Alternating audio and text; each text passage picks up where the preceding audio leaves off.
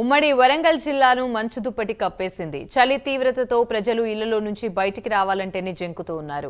ఈ పొగమంచు కారణంగా వాహనదారులు తీవ్ర ఇబ్బందులు పడుతున్నారు. అలాగే మరో 3 రోజుల పాటు చలి తీవ్రత మరింత పెరిగే అవకాశం ఉందని వాతావరణ శాఖ అధికారులు హెచ్చరించారు. వైద్యులు కూడా ఇందుకు తగిన జాగ్రత్తలు తీసుకోవాలని సూచిస్తున్నారు.